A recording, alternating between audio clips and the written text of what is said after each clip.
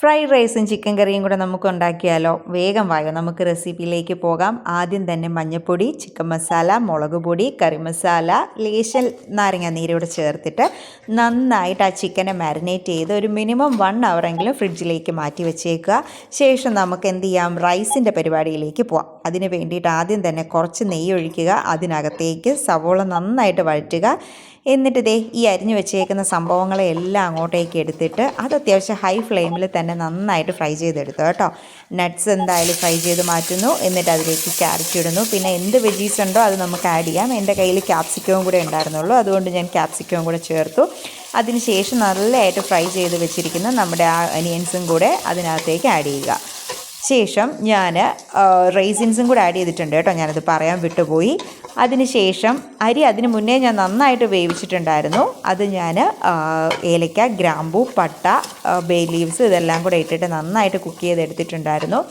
ലേശം ലെമൺ ജ്യൂസും കൂടെ അതിനകത്ത് ഒഴിച്ചിട്ടുണ്ടായിരുന്നു കേട്ടോ, അരി വേവിച്ചപ്പോഴത്തേക്കും. അരി ഒട്ടാതിരിക്കാൻ വേണ്ടിയിട്ടായിരുന്നു. എന്നിട്ട് ഇതിനെ നന്നായിട്ടൊന്ന് വഴറ്റിയെടുത്ത്, ഒരുപാട് ഉടഞ്ഞു പോരുത് കേട്ടോ വെജീസ്. അതെല്ലാം സെറ്റാക്കിയിട്ട് നമ്മുടെ റൈസും കൂടെ ഇട്ടിട്ട് നന്നായിട്ട് മിക്സ് എന്നാണ് പരിപാടി. അതിനുശേഷം അതിനെ ഒരു 5 മിനിറ്റ് ഒന്ന് അടച്ചു വെച്ചേക്കുക.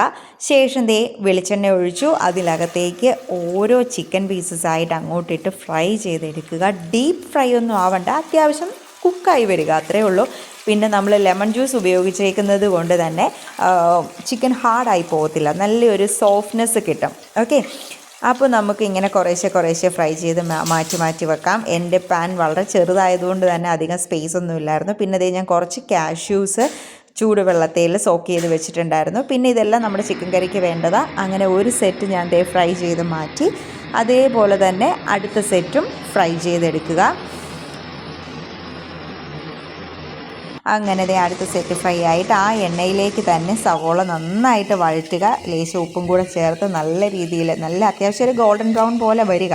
നന്നായിട്ട് വഴറ്റിയെടുത്തിട്ട് ഇഞ്ചി, വെളുത്തുള്ളി, പച്ചമുളക് അത് നല്ല പേസ്റ്റ് ആക്കിയതും കൂടെ ചേർത്തിട്ട് വീണ്ടും അതിനകത്തേക്ക് മഞ്ഞൾപ്പൊടി, മുളക് പൊടി, ചിക്കൻ മസാല, കറി മസാല ഇതെല്ലാം ചേർത്ത് നന്നായിട്ടൊന്ന് ഫ്രൈ ചെയ്തെടുക്കുക.